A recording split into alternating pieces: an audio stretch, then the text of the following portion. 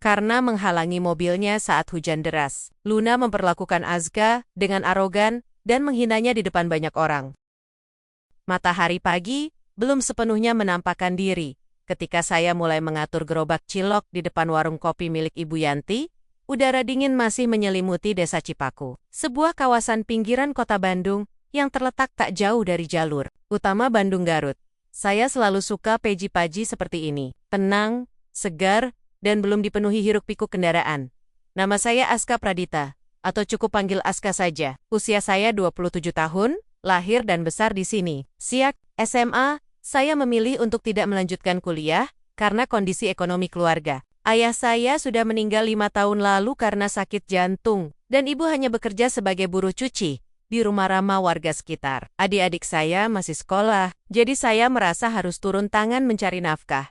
Saya memulai usaha cilok keliling sejak 4 tahun lalu. Awalnya cuma modal nekat dan sedikit uang tabungan hasil kerja serabutan. Dengan bantuan resep dari almarhum ibu mertua saya dulu sempat menikah muda. Tapi istri meninggal setelah 1 tahun pernikahan, saya akhirnya bisa membuat cilok yang rasanya lumayan enak dan mulai punya pelanggan tetap.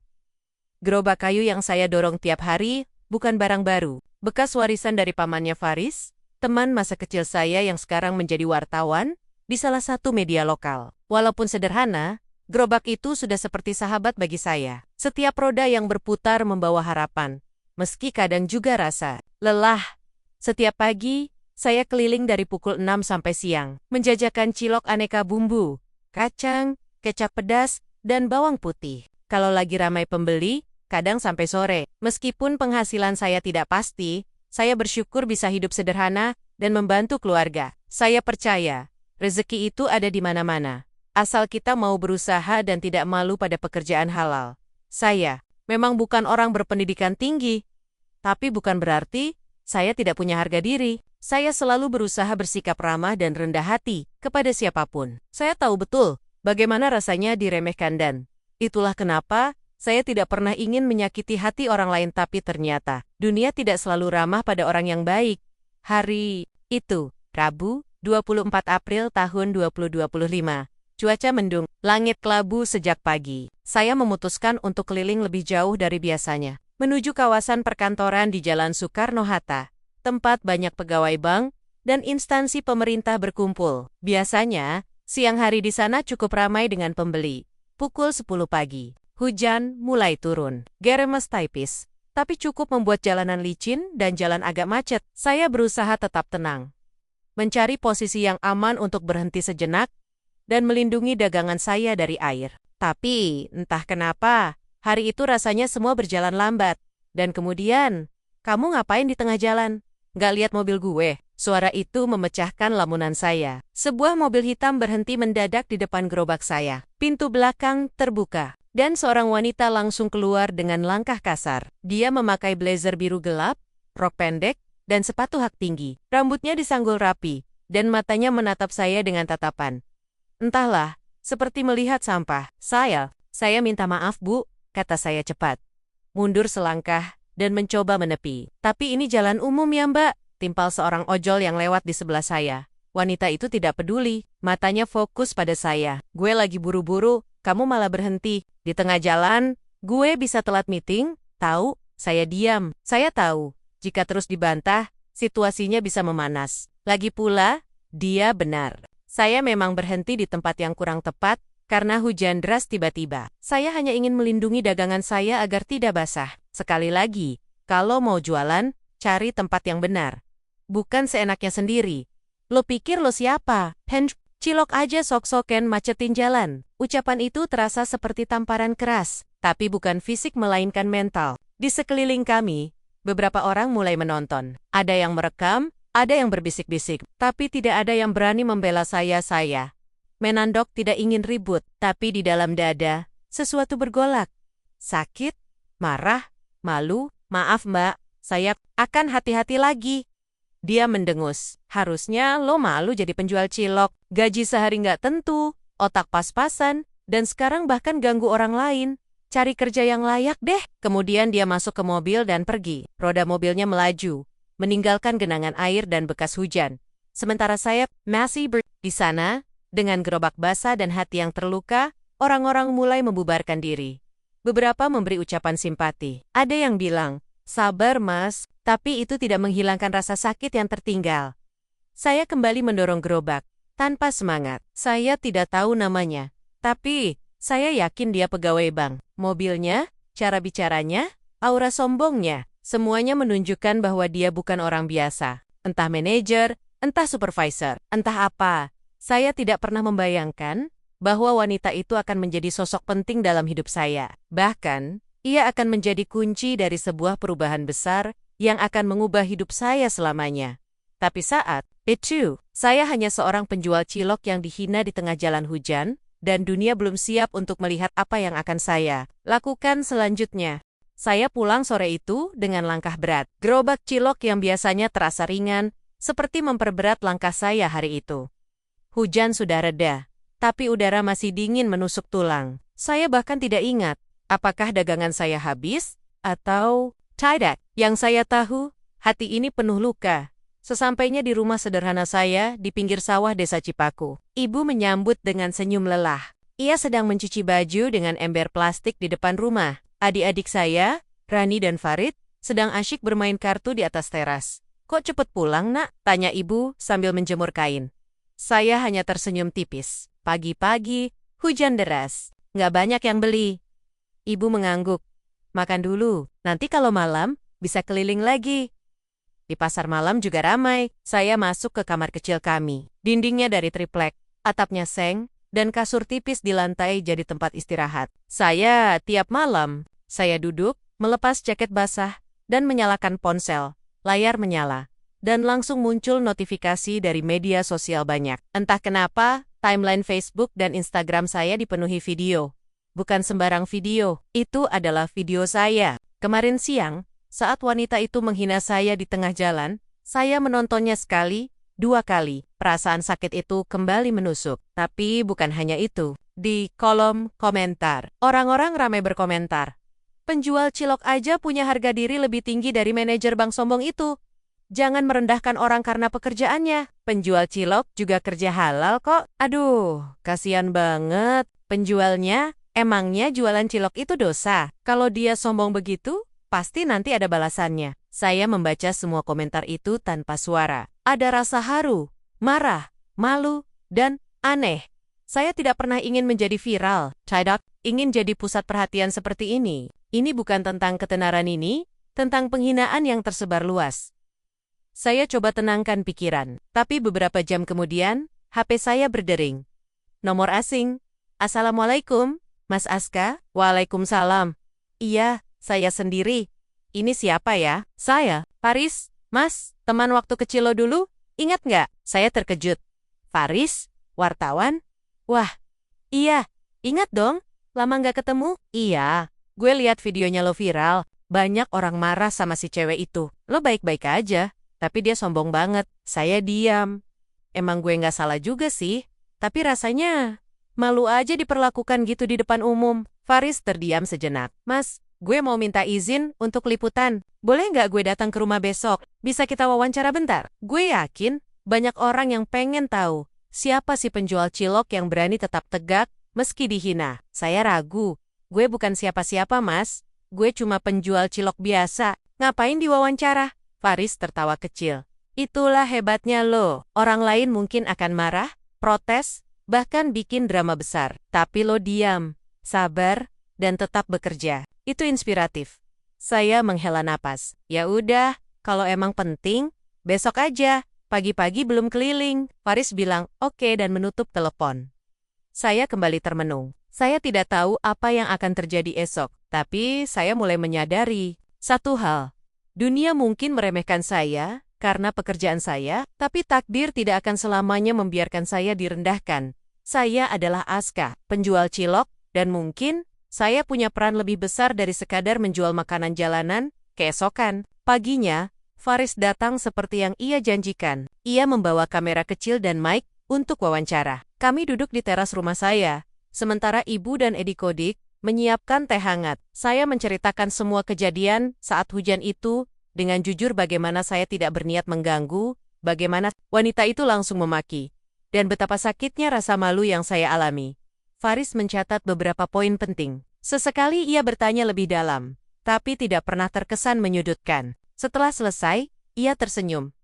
Lo luar biasa, Mas. Banyak orang yang habis dihina kayak gitu, pasti langsung merah-merah, bikin status galau, bahkan cari masalah. Lo malah tetap tenang, sabar, dan tetap kerja. Saya hanya tersenyum tipis. Mungkin, karena gue udah biasa hidup sederhana, gue nggak punya banyak pilihan selain sabar dan tetap berusaha. Faris pamit pulang setelah selesai. Artikelnya akan terbit beberapa hari lagi. Saya mulai merasa sedikit lega, setidaknya ada yang mendengarkan cerita saya. Meski bukan demi ketenaran, 2 hari setelah kejadian viral itu, saya kembali keliling. Hari itu cuaca cerah, tapi hati saya belum sepenuhnya pulih. Meskipun banyak dukungan dari netizen, ada juga komentar-komentar nyinyir dari orang-orang yang membela wanita itu. Katanya, saya memang harusnya tahu tempat sebagai penjual cilok. Katanya, saya sok naik daun setelah viral. Bahkan ada yang bilang saya cuma cari sensasi, tapi saya tidak peduli. Saya fokus pada pekerjaan saya. Siang itu, saya menjajakan cilok di dekat kompleks perkantoran bank tempat wanita itu bekerja. Kantor Bank Bumi Mandiri cukup besar, dengan pagar tinggi dan satpam yang siaga. Saya tidak berniat mencari masalah, hanya ingin mencoba pasar baru. Saat itulah saya melihatnya. Wanita itu, Luna. Ia keluar dari gedung dengan langkah cepat, memegang tas kulit hitam besar, rambutnya disanggul seperti biasa, matanya lurus ke depan, tanpa menoleh ke kanan atau kiri. Saya buru-buru mundur, tak ingin ketemu pandang. Tapi entah kenapa, saat melewati mobilnya yang diparkir di tepi trotoar, ia menjatuhkan sesuatu dari tasnya. Sebuah dokumen. Saya melihat sekeliling. Tidak ada orang lain di dekat kami. Saya menandok, mengambil dokumen itu. Di sampulnya tertulis, Laporan Internal, Rahasia Bank Bumi Mandiri Nomor, BM, atau INT, 04 Mei tahun 2025 tanggal 20 April tahun 2025. Saya tidak tahu isinya apa. Tapi sepertinya penting. Saya melihat Luna sudah masuk ke mobil dan pergi. Saya bisa saja membiarkannya. Begitu saja. Tapi rasa penasaran dan insting saya berkata lain. Saya lipat dokumen itu, lalu menyimpannya di dalam jaket. Beberapa jam kemudian, saya pulang lebih awal. Saya tidak tahu mengapa. Tapi rasa penasaran terus mengganjal. Saya membuka dokumen itu pelan-pelan. Isinya, angka-angka besar, tabel transfer uang, nama-nama perusahaan, dan tanda tangan direksi. Saya tidak mengerti semua istilahnya, tapi satu hal jelas. Ini bukan laporan biasa. Ini rasanya aneh. Ada jumlah uang yang sangat besar, tapi tidak jelas tujuannya. HP saya berdering. Nomor Faris. Mas Aska, gue mau nanya. Lo masih ingat nggak nomor plat mobil cewek itu? Saya ragu sejenak. Iya, masih. Kenapa? Info tambahan. Orang dalam bank bilang, dia itu manajer operasional senior di Bank Bumi Mandiri. Nama lengkapnya, Luna Kartika Putri. Umur sekitar 30 tahun. Dikenal ambisius dan arogan. Tapi, katanya, dia sendiri lagi diincar internal karena ada dugaan keterlibatan dalam kasus keuangan. Saya terdiam. Mas, lo masih di situ? Tanya. Faris. Iya. Jawab saya pelan. Gue baru aja nemuin sesuatu. Dokumen dari tasnya. Kelihatannya serius banget. Faris terdiam beberapa detik. Lo bisa foto atau scan? Boleh gue lihat? Saya mengangguk. Meskipun dia tidak bisa melihat. Ya, besok kalau lo ada waktu datang ke sini, gue tunjukin. Oke, gue usahakan besok pagi. Saya menutup telepon, menatap dokumen itu lagi. Saya tidak tahu apa yang baru saja saya temukan. Tapi saya yakin satu hal. Ini bukan kebetulan. Ini adalah titik awal dari sesuatu yang jauh. Lebih besar dari sekadar penghinaan di tengah jalan hujan.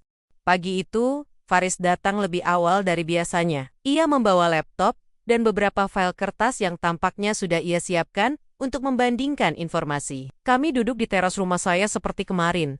Hanya saja kali ini tidak ada teh hangat atau percakapan santai. Suasana langsung serius begitu saya menyerahkan dokumen yang saya temukan dari tas Luna. Faris membuka dokumen itu pelan-pelan. Matanya menyipit, mencermati angka-angka dan istilah keuangan yang asing bagi saya. Kadang-kadang ia menggumamkan sesuatu, lalu mengetik sesuatu di laptopnya.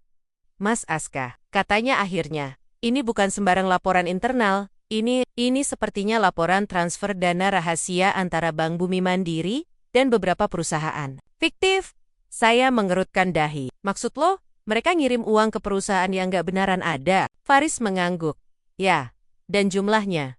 Wow, ini besar banget. Ratusan miliar rupiah. Kalau nggak salah baca, ini udah berlangsung selama 2 tahun terakhir. Saya terdiam. Saya tahu Luna sombong. Tapi saya tidak menyangka dia terlibat dalam sesuatu yang sebesar ini. Jantung saya mulai berdebar. Ini korupsi? Tanya saya pelan. Faris menatap saya.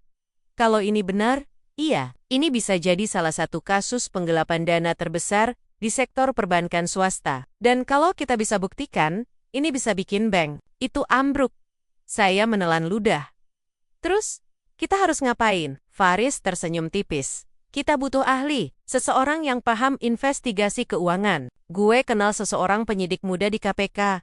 Nama dia Dinda Ayuni. Dia baru-baru ini menyelesaikan kasus korupsi proyek infrastruktur di Jawa Timur. Kalau gue ajak dia lihat ini, mungkin dia bisa bantu analisis data dan cari celah hukumnya. Saya mengangguk. Oke, tapi tolong jangan sebut nama gue dulu. Gue masih takut. Faris tersenyum lagi. Tenang aja, lo cuma sebagai sumber anonim. Tapi gue perlu izin foto dokumen ini. Boleh? Saya mengizinkan. Setelah semua salinan dibuat, Faris pamit. Ia bilang akan kembali dalam waktu 2 hari bersama Dinda. 2 hari berlalu. Saya tetap keliling menjajakan cilok. Meskipun pikiran saya tidak tenang. Setiap orang yang lewat, setiap mobil yang berhenti, membuat saya waspada. Saya merasa seperti sedang memegang bom waktu. Hari itu, saat saya sedang melayani pembeli di dekat terminal bus, HP saya berdering. Nomor Faris? Mas Aska, gue sama Dinda udah di tempat lo. Lo di mana? Di Terminal Selatan. Lagi jualan. Gue pulang bentar ya. Setengah jam kemudian, saya sampai di rumah. Di teras, sudah duduk Faris dan seorang wanita muda berjaket hitam. Dan kerudung coklat. Wajahnya tegas. Matanya tajam, tapi tidak dingin. Ia memperkenalkan diri sebagai Dinda Ayuni. Terima kasih sudah mau bantu kami, Mas Aska. Katanya dengan suara tenang. Ini bukan hal kecil. Tapi kalau lo punya bukti kuat, kami bisa lanjutkan proses penyelidikan. Saya memberikan fotokopi dokumen itu. Dinda langsung membacanya dengan serius. Beberapa kali ia berdiskusi singkat dengan Faris. Akhirnya, ia berkata, ada indikasi pencucian uang dan penggelapan dana negara. Tapi ini belum cukup untuk masuk ke tahap penyelidikan resmi. Kami butuh lebih banyak data, transaksi lain, nama-nama yang terlibat, bahkan rekening bank. Saya menghela napas. Gue nggak punya akses ke situ. Gue cuma nemuin dokumen itu secara kebetulan. Faris menepuk bahunya. Tapi mungkin kita bisa cari cara untuk dapatkan lebih banyak dokumen. Dinda menatap saya. Mas Aska, kalau lo bersedia bantu, kami bisa rencanakan langkah berikutnya. Tapi ini berisiko tinggi. Lo harus siap dengan segala konsekuensinya. Saya diam. Saya tahu, kalau saya ikut terlibat, hidup saya tidak akan sama lagi. Tapi saya juga ingat bagaimana Luna menghina saya. Bagaimana ia membuat saya merasa tidak berharga. Dan kini, ternyata dialah yang sebenarnya tidak layak dipercaya. Saya mengangkat kepala. Aku ingin buktikan kalau harga diri seseorang nggak ditentuin dari jabatan atau pekerjaannya. Tapi dari hati dan perbuatan. Faris dan Dinda tersenyum. Sebuah aliansi baru lahir hari itu. Dan perang belum dimulai. Hari itu, udara terasa lebih berat dari biasanya. Bukan karena cuaca matahari bersinar terang, langit biru tanpa awan. Tapi, ada sesuatu yang membuat bulu kuduk saya merinding. Setiap kali saya keluar rumah, seperti ada bayangan yang mengintai dari kejauhan. Saya masih menjajakan cilok seperti biasa, tapi kini pikiran saya tidak fokus pada dagangan. Saya selalu menoleh ke belakang, memastikan tidak ada orang asing yang mengikuti. Saya tahu, apa yang saya lakukan bersama Faris dan Dinda bisa membongkar sesuatu besar. Dan orang-orang yang terlibat dalam kasus ini pasti tidak akan tinggal diam sore itu. Saya sedang istirahat sejenak di bawah pohon rindang dekat pasar tradisional. HP saya berdering. Nomor Faris.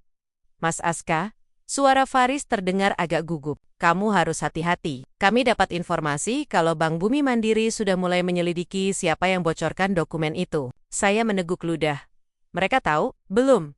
Tapi mereka curiga. Beberapa staf internal sudah dipanggil untuk dimintai keterangan. Bahkan Luna sendiri sempat dipanggil oleh direktur utamanya. Tapi kamu harus waspada. Mereka punya jaringan besar. Kalau mereka tahu kamu yang menemukan dokumen itu, kamu bisa jadi target. Saya diam beberapa detik. Gue nggak takut, tapi gue juga nggak mau merepotkan keluarga. Faris menarik napas. Aku bilang ke Dinda. Dia bilang kita perlu rencana cadangan. Kamu jangan langsung pulang ke rumah malam ini. Pergilah ke tempat lain dulu. Bisa ke rumah Ibu Yanti atau ke rumah pamannya aku di Cimahi. Saya mengangguk, meskipun dia tidak bisa melihat. Oke, gue usahakan. Kami menutup telepon. Saya melipat gerobak, lalu mendorongnya pelen-pelen keluar dari pasar. Langkah saya terasa berat. Beberapa jam kemudian, saya sampai di warung Ibu Yanti. Beliau menyambut saya ramah seperti biasa. Kok malah ke sini? Biasanya pulang duluan? Saya tersenyum tipis. Mau istirahat bentar, Bu?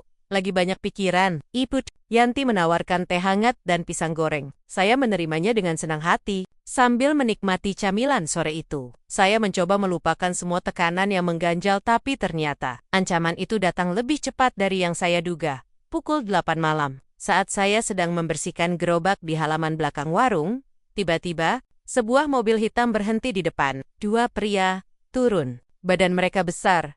Wajah mereka tidak ramah. Saya mengenali salah satunya. Preman langganan di terminal. Sering bikin onar, salah satu dari mereka mendekat. Kamu Aska?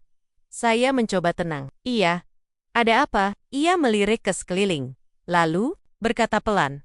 Lo tahu kenapa kami di sini? Saya diam. Jangan sok tahu. Lo main-main sama hal yang bukan urusan lo. Jangan coba-coba ganggu bank besar. Lo cuma penjual cilok. Lo nggak punya tempat untuk ikut campur. Saya mengepal tangan. Gue nggak ngerti maksud lo. Gue cuma kerja halal. Preman itu tertawa keras. Jangan pura-pura. Kami tahu lo ketemu wartawan. Kami tahu lo bagi-bagi dokumen. Lo mikir hit up. Lo aman. Lo mikir gampang ngebongkar bisnis besar. Saya mundur selangkah. Kalau memang uang itu hasil korupsi, ya harus dibongkar. Wajah preman itu langsung berubah. Ia maju, hampir saja menarik jaket saya. Tapi Ibu Yanti keluar dari dalam warung. Ada apa, Mas? Kenapa ribut-ribut di sini? Katanya tegas. Preman, itu menghela napas. Ini urusan besar. Lo jangan ikut campur. Lalu ia menatap saya lagi. Pesan dari bos. Berhenti, atau lo akan menyesal. Setelah itu, mereka masuk ke mobil dan pergi. Saya termenung, jantung saya berdebar kencang. Ibu, Yanti menyentuh bahunya. Aska, kamu sedang terlibat apa? Saya hanya bisa menunduk. Gue cuma ingin membela diri, Bu. Tapi ternyata, ini lebih besar dari yang gue kira. Pukul 10 malam, saya sudah berada di rumah pamannya Faris di Cimahi. Saya tidak pulang ke desa Cipaku semalam. Faris bilang itu lebih aman. HP saya berdering lagi. Ini nomor Dinda. Aska, kamu aman? Tanyanya langsung. Iya, barusan ada 2 orang datang. Kasih peringatan. Mereka tahu kita sedang menyelidiki. Dinda menghela napas. Ini lebih serius dari yang kami duga. Mereka main-main. Kami butuh bukti tambahan. Kalau bisa, data elektronik, bukti transfer, nama-nama penerima, bahkan rekening bank. Saya bertanya, bagaimana caranya? Gue nggak punya akses ke sistem bank. Tapi mungkin kamu bisa dekati seseorang di dalam. Orang yang punya akses misalnya, Luna. Saya terdiam. Luna, itu musuh gue. Dia yang pertama kali menghina gue. Tapi dia juga bisa jadi kunci. Dia mungkin punya dokumen lain. Atau bahkan, dia juga jadi target oleh atasannya. Kalau begitu, dia mungkin bisa diajak kerjasama. Saya berpikir sejenak, gue akan coba. Tapi gue butuh waktu. Ya, tapi ingat Aska. Mereka sudah mulai mengejar. Kita harus lebih cepat. Saya menutup telepon, menatap langit malam. Dari balkon rumah pamannya Faris. Saya adalah Aska, penjual cilok. Dan sekarang, saya sedang melawan kekuatan besar yang tidak pernah saya bayangkan. Sebelumnya, ancaman sudah datang. Permainan belum selesai. Dan saya tidak akan mundur. Saya tidak pernah menyangka akan sampai di titik ini. 2 hari setelah ancaman dari preman itu, saya memutuskan untuk mengambil langkah berani. Saya akan mencoba mendekati Luna. Bukan karena saya suka atau percaya padanya, tapi karena Dinda. Benar, dia mungkin punya akses yang bisa membantu kami. Faris membantu merancang strategi. Kamu harus pura-pura ketemu dia secara kebetulan. Jangan langsung curiga. Kalau kamu bisa bikin dia merasa aman, mungkin dia akan terbuka. Saya menyetujui rencana itu. Saya mulai sering keliling dekat kantor Bank Bumi Mandiri. Saya tahu jam pulang kerja mereka, jadwal meeting, Bahkan biasanya Luna parkir di mana, saya bukan penguntit, saya hanya sedang bekerja untuk kebenaran. Hari itu, akhirnya kesempatan datang. Luna keluar lebih awal dari kantornya. Ia tampak murung. Matanya sembab seperti habis menangis. Saya hampiri pelan-pelan. "Mbak Luna," panggil saya pelan. Ia menoleh. Wajahnya langsung berubah menjadi marah. "Lo lagi? Ngapain lo di sini? Saya tidak mundur. Gue cuma mau ngomong bentar. Bukan tentang lo menghina gue, tapi tentang sesuatu yang lebih besar." Luna menatap saya curiga. "Apa-apaan lo? Gue tahu apa yang lo lakuin. Gue juga tahu kalau lo sendiri lagi dijebak sama atasan lo." Wajahnya langsung berubah. Matanya menyipit. "Lo, bicara apa sih?" Saya mendekat sedikit. "You put bukti. Dan gue bisa bantu lo. Asal lo juga mau bantu gue." Ia diam beberapa detik, lalu berkata, "Enak aja. Lo pikir gue percaya sama penjual cilok kayak lo?" Lalu ia masuk ke mobilnya dan pergi. Tapi saya yakin, saya sudah berhasil membuatnya ragu, tapi ternyata rencana saya tidak sepenuhnya aman. Pukul 5 sore, saat saya sedang mendorong gerobak pulang melewati gang sempit di belakang pasar, tiba-tiba sebuah mobil hitam berhenti di belakang saya. 2 orang turun. Bukan preman biasa, mereka pakai jaket resmi dan topeng. Salah satunya menepuk bahu saya.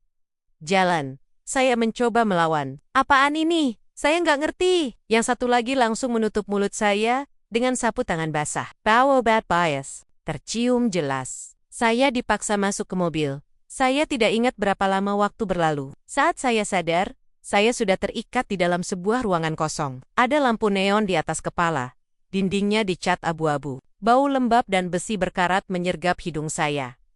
Langkah kaki terdengar dari luar. Lalu pintu terbuka. Seorang pria paruh baya masuk. Wajahnya dingin. Badannya tegap. Ia memakai kemeja putih tanpa dasi. Tapi aura otoritasnya sangat kuat. "Azka, Pradita," katanya. "Kami tahu lo main-main dengan wartawan dan penyidik. Kami tahu lo cari-cari dokumen. Lo pikir hidup lo aman?" Saya menelan ludah. "Saya cuma penjual cilok. Saya nggak ada niat jahat." Pria itu tertawa sinis. "Penjual cilok? Oh ya. Penjual cilok yang bisa temuin dokumen rahasia. Penjual cilok yang bisa bikin staf internal panik. Penjual cilok yang bisa bikin bank kita goyah." Jantung saya berdebar kencang. "Lo punya 2 pilihan," lanjutnya. "Berhenti atau lenyap." Saya tidak menjawab. Pria itu memberi isyarat pada orang di belakangnya. Salah satu dari mereka maju, lalu, puak, tendangan keras mengenai perut saya. Nyeri menjalar dari ulu hati ke seluruh tubuh. Saya mencoba menahan rasa sakit. Tapi air mata tak bisa dibendung. Pria itu mendekat. "Ini baru awalnya. Besok, kalau lo masih hidup, kami akan ajarkan arti menyesal." Lalu mereka pergi. Saya sendirian lagi di ruangan itu. Tubuh saya sakit, tapi yang lebih sakit lagi adalah rasa takut. Bagaimana kalau saya tidak akan keluar dari sini? Bagaimana kalau keluarga saya tidak akan pernah tahu nasib saya? Bagaimana kalau semua usaha saya sia-sia? Tapi ternyata Tuhan belum izinkan saya hilang begitu saja. Pagi harinya, pintu diketuk. Suara berderak. Faris dan Dinda masuk. Bersama tim penyelamat dari KPK, Faris langsung berlari ke arah saya. "Azka, lo hidup, syukur banget." Tapi kali ini, bukan karena takut, melainkan karena lega. "Saya selamat." Dinda menatap saya. "Mereka pasti takut. Kalau mereka sampai culik lo, berarti kita udah nyentuh sarang mereka." Saya tersenyum meski bibir saya pecah. "Berarti kita di jalur yang benar." Faris menepuk bahu saya. "Ya, dan sekarang kita tinggal balas." Saat itu, saya masih lemah, tapi di dalam dada, api kemarahan dan semangat keadilan kembali menyala. Saya adalah Azka, penjual cilok, dan saya tidak akan berhenti sampai kebenaran terungkap. Setelah saya selamat dari penculikan, saya butuh beberapa hari untuk pulih. Tubuh saya masih terasa nyeri, tapi semangat saya justru makin menyala. Saya tidak akan mundur. Saya tidak akan menyerah. Ini bukan lagi tentang dendam, ini tentang kebenaran. Faris dan Dinda membawa saya ke tempat aman, sebuah rumah kontrakan sederhana di kawasan Cileunyi. Di sanalah kami mulai merancang langkah berikutnya. Kami tidak bisa langsung menyeret kasus ini ke pengadilan. Butuh lebih banyak bukti. Bukti yang bisa membuat siapapun tak bisa mengelak. "Kita harus masuk ke sistem internal bank," kata Dinda suatu malam saat kami sedang berkumpul di ruang bawah tanah kontrakan itu. "Kalau kita bisa temukan data elektronik, file transfer, rekening, tujuan, nama penerima, maka kasus ini bisa naik ke tahap penyidikan resmi." Saya mengangguk pelan. Tapi gue nggak punya akses ke situ. Gue cuma penjual cilok. Faris tersenyum. Tapi kamu punya satu hal yang mereka nggak punya. Kepercayaan orang biasa. Dan mungkin Luna juga mulai goyah. Saya mendengus. Luna? Dia masih benci gue. Tapi dia juga dijebak. Timpal Dinda. Kami dapat info kalau Direktur Utama Bank Bumi Mandiri, Pak Aditya, sedang mencari kambing hitam. Kalau kasus ini terbongkar, mereka akan salahkan staf rendahan termasuk Luna. Saya termenung. Saya ingat ekspresi Luna 2 hari sebelum saya diculik. Murung, marah, tapi ada rasa takut di matanya. Jadi, lo bilang dia bisa dibujuk? Ferris mengangguk. Iya, asal kita tahu caranya. 2 hari kemudian, saya nekat pergi ke depan kantor Bank Bumi Mandiri. Faris awalnya menolak, tapi saya bersikeras, ini harus dilakukan. Kalau nggak sekarang, kapan lagi? Saya duduk di warung kopi kecil di seberang kantor bank, memesan es teh manis, dan menunggu. Pukul 5 sore, akhirnya Luna keluar. Ayai, lelah, rambutnya tidak seindah biasa, dan wajahnya muram. Saya berjalan mendekatinya. Mbak Luna, ia langsung menoleh, matanya menyipit. Lo lagi? Lo ngapain di sini? Saya tidak mundur. Gue mau ngomong sama lo. Sekali aja, tolong dengerin. Luna mendengus. Apa-apaan lo? Udah bikin hidup gue susah. Belum cukup? Saya menatapnya lurus. Gue tahu lo lagi dijebak. Gue tahu atasan lo mau salahkan lo kalau semua ini terbongkar. Wajahnya langsung berubah. Ia ragu, tapi tidak membantah. Gue datang bukan karena dendam. Gue datang karena gue percaya. Kebenaran harus keluar. Dan kalau lo bantu gue, mungkin lo bisa selamat. Luna diam lama sekali. Matanya menatap saya, seperti mencoba membaca pikiran saya. Akhirnya, ia berkata pelan. Lo nggak ngerti posisi. Gue udah di ujung tanduk. Kalau gue berkhianat, gue bisa hilang kerjaan, bahkan nyawa. Saya menghela napas. Gue juga hampir kehilangan nyawa. Tapi gue tetap lanjut, karena gue percaya, kebenaran gak boleh dikubur. Luna lalu, pelan-pelan, ia berkata, ada satu file di laptop kantor gue, file backup dari transaksi ilegal mereka. Gue simpen sebagai cadangan, just in case. Saya menatapnya tak percaya.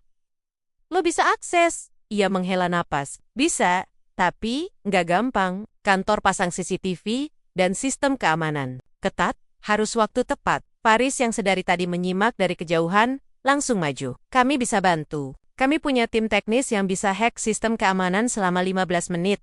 Cukup waktu buat lo download file itu. Luna menatap kami bergantian. Lalu, akhirnya, ia angguk. Oke, tapi kalau gagal, gue nggak bertanggung jawab. Beberapa hari setelah pembicaraan itu, rencana dimulai. Luna bekerja dari dalam, mengambil kesempatan saat shift malam. Tim teknis dari KPK berhasil membobol sistem keamanan sementara. Sementara itu, saya dan Faris menunggu di mobil, siap membantu jika ada gangguan dari luar. Pukul 10 malam, HP saya berdering. Nomor Luna. File udah aku ambil. Katanya pelan. Tapi, ada sesuatu yang aneh. Ada nama lain di daftar penerima dana. Nama pejabat tinggi, Faris dan saya langsung tegang. Siapa? Tanya saya. Direktur Jenderal Pembangunan Infrastruktur, nama lengkapnya, Andika Putra Wibowo. Faris menatap saya. Itu salah satu pejabat negara yang paling dipercaya. Kalau dia terlibat, ini bukan hanya kasus korupsi biasa. Ini bisa guncang negara. Luna berkata lagi. Aku kirim file itu ke email lo. Setelah ini, aku nggak bisa bantu lagi. Aku udah terlalu jauh. Terima kasih Mbak Luna. Kata saya pelan. Semoga lo selamat. Ia diam sejenak. Lalu lo, juga, semoga kebenaran menang. Telepon terputus. Faris menatap saya. Ini besar banget, Mas Aska. Saya menarik napas panjang. Iya, tapi inilah saatnya. Inilah saat kita lawan mereka. Kami kembali ke kontrakan. File sudah di tangan, bukti sudah komplit, dan pertarungan terakhir akan segera dimulai. File itu terlihat biasa hanya sebuah dokumen Excel dengan ribuan baris data transaksi keuangan. Tapi bagi kami, itu adalah senjata pamungkas, bukti yang bisa meruntuhkan siapapun, termasuk pejabat tinggi negara. Faris langsung membuka file tersebut di laptopnya. Dinda menyusul datang beberapa jam kemudian, membawa tim teknis dan ahli forensik digital dari KPK. Saya hanya bisa menonton dari jauh, sambil meminum segelas teh hangat untuk menenangkan saraf saya yang tegang. Ini luar biasa. gumam Dinda. Matanya tidak pernah lepas dari layar. Faris menghela napas. Ini lebih besar dari yang kita duga. Ini bukan cuma korupsi, Bang. Ini jaringan lintas institusi. Dana negara dialirkan ke perusahaan fiktif, lalu dibagi-bagi ke rekening para petinggi. Saya menelan ludah, termasuk Direktur Jenderal itu. Dinda mengangguk. Ya, dan dia bukan satu-satunya. Ada beberapa nama lain pejabat daerah, anggota DPR, bahkan ada pengusaha besar yang selama ini dikenal sebagai donatur kampanye partai politik. Saya termenung. Saya tahu kasus ini serius, tapi tidak menyangka akan sebesar ini. Saya mulai merasa mual, bukan karena takut, tapi karena marah. Marah pada sistem yang begitu mudah dimainkan oleh orang-orang berkuasa. Faris menepuk bahunya. Lo, tahu artinya ini? Lo nggak cuma berhasil balas dendam, atau cari keadilan, lo malah menyelamatkan uang rakyat puluhan triliun rupiah. Saya tersenyum tipis. Gue nggak mikir sampai sejauh itu, gue cuma ingin mereka yang salah diproses hukum, biar semua orang tahu, kalau penjual cilok juga bisa bikin perubahan. Kami sepakat untuk tidak buru-buru mempublikasikan hasil investigasi. Langkah ini harus dilakukan secara strategis, agar tidak memberi kesempatan pelaku untuk menghilangkan bukti atau melobi aparat. Faris mulai menulis artikel investigasi lengkap dengan kronologi, data dan analisis. Dinda menyiapkan laporan resmi untuk diserahkan ke pimpinan KPK. Tim forensik digital bekerja ekstra keras untuk memverifikasi asal-usul file dan memastikan integritasnya tidak diragukan. Sementara itu, saya kembali keliling menjajakan cilok. Bukan karena saya butuh uang, tapi karena saya ingin tetap rendah hati. Saya tahu dunia sedang berubah di sekeliling saya, tapi saya tidak boleh lupa dari mana saya berasal. Pada hari ketika artikel pertama Faris terbit, media nasional ramai membahasnya. Judul utama, Skandal Bank Bumi Mandiri terbongkar. Dana negara 12 rupiah triliun diduga dialirkan ke rekening pejabat tinggi, netizen haibo. Tagar, Bank Bumi Mandiri jebol trending di Twitter. Warganet mengecam keras keterlibatan pejabat. Beberapa publik ikut berkomentar. Bahkan, partai oposisi meminta parlemen melakukan sidang istimewa. Beberapa jam setelah artikel terbit, Luna mengirim pesan singkat ke HP saya. Semoga kamu tahu apa yang kamu lakukan. Mereka tidak akan diam saja. Saya hanya bisa membalas satu kalimat. Aku percaya kebenaran akan menang. Namun, tidak semua berjalan mulus. Sehari setelah pemberitaan, kantor redaksi Faris digeledah oleh oknum intelijen. Alasannya klaim ancaman keamanan nasional. HP dan laptop staf redaksi disita, termasuk beberapa draft investigasi tambahan. Faris datang ke kontrakan saya sore itu dengan wajah murung. Mereka sudah mulai menekan. Mereka coba tutup mulut media. Kalau KPK nggak turun tangan cepat, kasus ini bisa hilang begitu saja. Saya menatapnya. Berarti kita harus pastikan mereka nggak bisa tutup mulut. Faris menghela napas. Lo punya ide? Saya tersenyum. Iya, ayo kita undang semua wartawan, kita adakan konferensi pers di Tempodium Live, supaya semua orang bisa lihat sendiri bukti-buktinya. Faris terdiam, lalu ia tertawa kecil. Lo benar-benar bukan lagi penjual cilok biasa. Yah, saya mengangguk. Aku masih penjual cilok. Tapi kali ini, gue juga jadi penyampai kebenaran. Kami menyiapkan semuanya dalam waktu singkat. Konferensi pers direncanakan 2 hari lagi di Gedung Persatuan Wartawan Indonesia PWI Pusat. Kami undang semua media, baik mainstream maupun independen. Video live streaming akan disiarkan ke seluruh platform.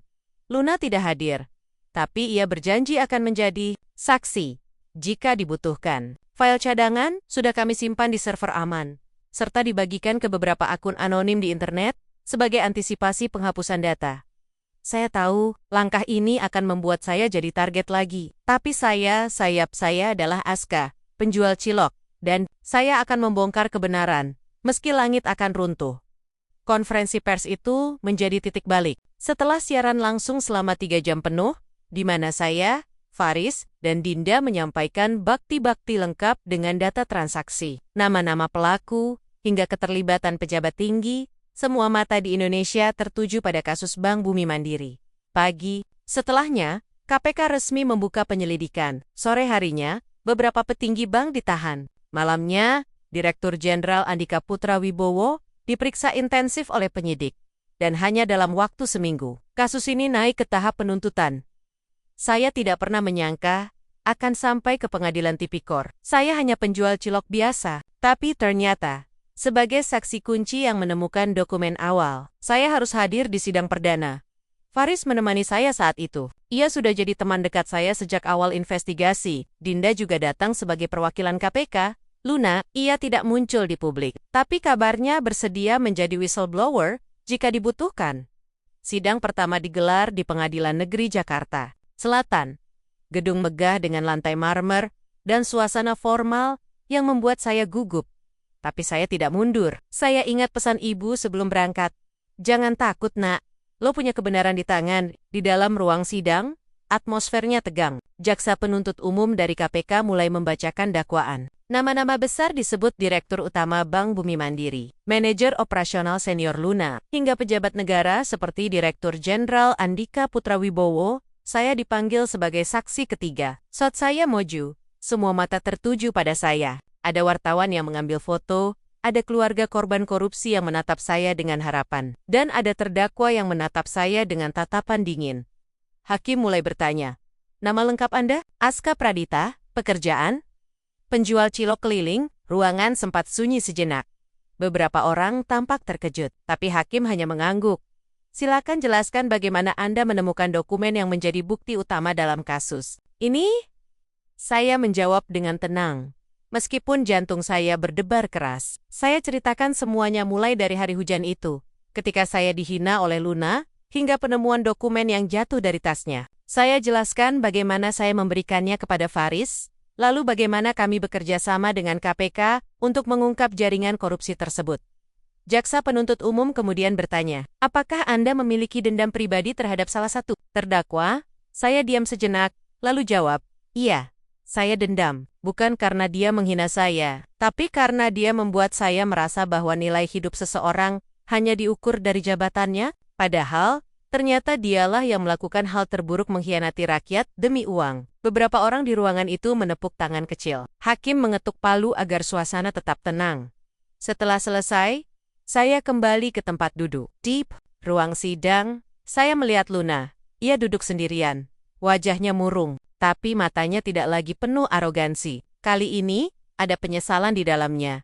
Beberapa minggu berlalu. Sidang dilanjutkan berkali-kali. Bukti demi bukti menguatkan dugaan korupsi. Bahkan, ada pengakuan dari staf internal bank yang sebelumnya diam saja, tapi kini mulai buka suara. Yang mengejutkan, di sidang ke-12, Luna akhirnya dipanggil sebagai saksi. Ia masuk ke ruang sidang dengan langkah mantap. Rambutnya tertata rapi seperti biasa, tapi ekspresinya berbeda. Lebih rendah hati. Saat ditanya jaksa, ia menjawab dengan suara jelas. "Iya, saya terlibat. Saya tahu soal transfer dana ilegal itu. Awalnya saya tidak tahu detailnya, tapi semakin lama, semakin jelas kalau ini adalah operasi pencucian uang besar-besaran. Dan saya ditekan untuk tutup mulut. Saya bahkan hampir dijadikan kambing hitam." Hakim bertanya, "Mengapa Anda baru buka suara sekarang?"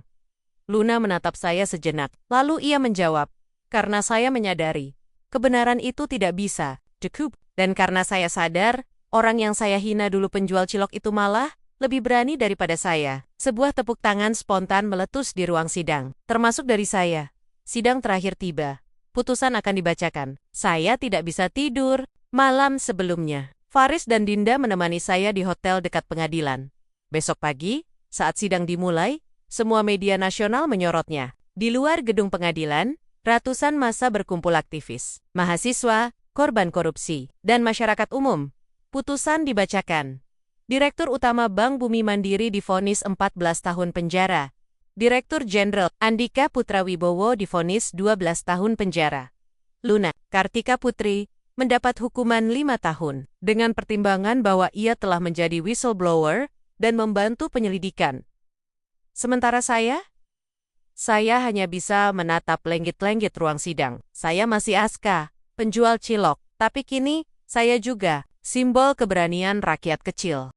Setelah sidang terakhir, hidup saya tidak langsung berubah dalam semalam. Saya tetap Aska, penjual cilok yang bangun pagi-pagi untuk mendorong gerobak keliling kampung. Tapi ada sesuatu yang beda kini. Banyak orang mengenal saya, bukan karena saya kaya atau punya jabatan tinggi, tapi karena saya membuktikan bahwa seseorang bisa membuat perubahan. Meskipun berasal dari lapisan paling bawah, saya mulai mendapat undangan dari beberapa komunitas anti korupsi. Bahkan, ada lembaga swadaya yang meminta saya menjadi pembicara di acara mereka tentang pentingnya keberanian rakyat biasa dalam melawan ketidakadilan. Faris tetap jadi teman dekat saya. Ia akhirnya dianugerahi penghargaan jurnalistik nasional karena liputan investigasinya tentang kasus Bank Bumi Mandiri. Dinda juga dipromosikan di KPK sebagai penyidik senior. Dan Luna, kami akhirnya bertemu lagi. Setelah semua ini, beberapa bulan setelah vonis, Luna bebas bersyarat. Hukumannya diperingan karena ia menjadi whistleblower. Saat itu, saya sedang melayani pembeli di depan warung Ibu Yanti. Seperti biasa, Mas Aska, saya menoleh. Di depan saya berdiri Luna. Beda dari dulu, rambutnya lebih sederhana. Wajahnya lebih tenang, dan matanya tidak lagi penuh arogansi. Luna, saya heran. Lo udah bebas. Ia tersenyum tipis. Iya. Baru 2 minggu lalu, saya menawarkan tempat duduk. Ia duduk di kursi plastik murah di depan warung. Kami memesan 2 gelas teh manis hangat. Luna menatap saya. Gue mau ucapin makasih, Mas. Gue tahu, lo nggak perlu dengar itu. Tapi, gue serius. Tanpa lo, gue mungkin masih percaya kalau uang dan jabatan bisa buat gue aman. Tapi lo tunjukkan kalau kebenaran selalu akan keluar. Saya tersenyum. Lo juga nggak harus bilang makasih. Lo sudah berani buka suara. Itu lebih dari cukup. Luna, diam sejenak. Gue sekarang kerja di LSM anti rasuah, bantu pelatihan transparansi keuangan daerah. Bukan pekerjaan besar, tapi gue merasa lebih punya arah. Saya angguk. Itu bagus. Dunia butuh orang-orang kayak lo yang sadar diri salah, lalu berusaha memperbaiki. Kami terdiam sejenak, menikmati teh hangat di tengah riuh pasar pagi. Luna berkata lagi. Gue juga lihat kabar usaha lo, Silk Premium Aska. Sekarang udah punya cabang di 3 kota. Sayed, iya. Gue cuma ingin kasih nilai baru pada makanan jalanan. Biar anak-anak muda percaya, jualan cilok juga bisa sukses tanpa korupsi. Luna ikut tertawa. Lo benar-benar unik, Mas. Waktu terus berjalan. Usaha cilok saya berkembang pesat. Saya tidak hanya menjual, tapi juga memberikan pelatihan bagi pemuda-pemuda di desa, untuk bisa mandiri secara ekonomi. Saya bekerja sama dengan Dinda untuk program pemberdayaan warga miskin perkotaan. Luna, dari sisi lain, aktif dalam kampanye transparansi publik. Ia bahkan pernah datang ke acara pelatihan usaha mikro kecil yang saya adakan. Kami tidak pernah membahas masa lalu, tapi kami sepakat satu hal. Jangan pernah meremehkan siapapun, karena takdir bisa membalikan segalanya. Pada hari ulang tahun ibu saya, kami berkumpul di rumah sederhana kami. Adik-adik saya sudah kuliah. Ibu tampak bahagia, walaupun tidak banyak bicara. Ia hanya memandangi saya, lalu berkata, Mama bangga padamu, nak. Kamu bukan cuma mencari rezeki, tapi kamu juga membela kebenaran. Saya memeluknya erat. Saya tahu, apapun yang saya lakukan, semua ini untuk keluarga, untuk rakyat kecil, untuk negeri. Saya adalah Aska, penjual cilok, dan saya membuktikan bahwa harga diri tidak diukur dari jabatan atau uang, tapi dari hati dan keberanian untuk berdiri tegak, walau dunia mencoba meruntuhkan kita.